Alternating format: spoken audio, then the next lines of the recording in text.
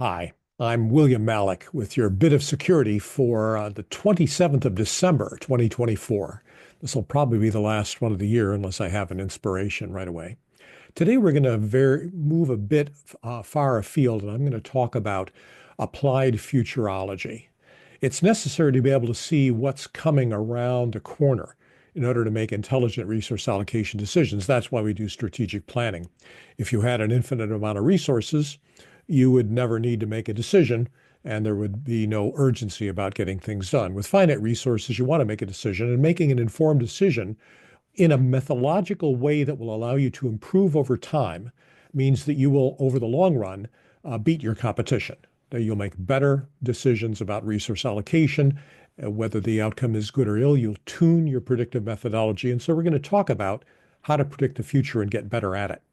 This is based on a conversation I had with Jerome Glenn many years ago, and work I did at Gartner initially based on the book The Art of the Long View by Peter Schwartz, who was responsible for strategic planning at Shell for a number of years. What I'm going to talk about is what a useful prediction is. If you just say something exciting is going to happen in the future, wow, hooray, but other than the endorphin rush that thrill gives you and your audience, there isn't really much value to it. A useful prediction should be specific.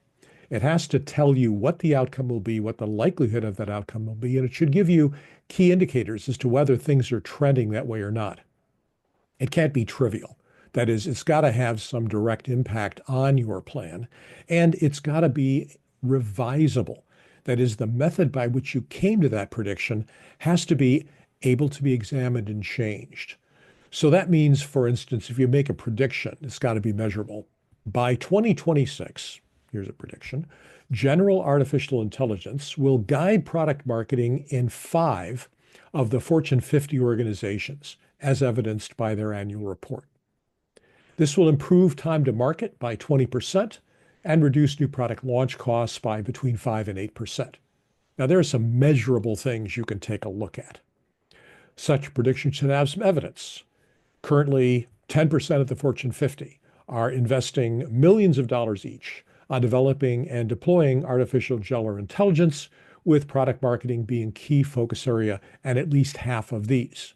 Now, there again, whether that evidence is correct or not, the point is that it's something you could say, this is the basis for which I make that prediction. And it should have some key indicators, like since you're talking about the end of 2026, you'd like to hear some status progress reports during 2025, first half of 2026. We're there, we're almost there, we've given up, we've hired more people, whatever.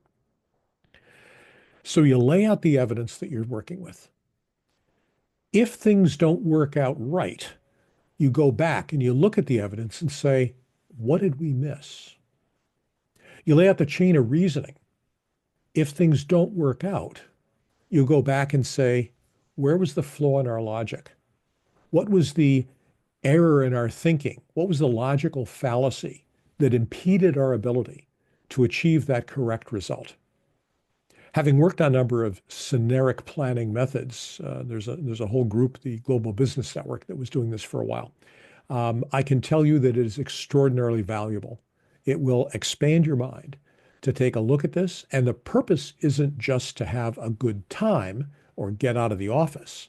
The purpose is to be able to better tune your strategic and therefore your operational plans so you do a better job of allocating scarce resources against an uncertain future. And that is security.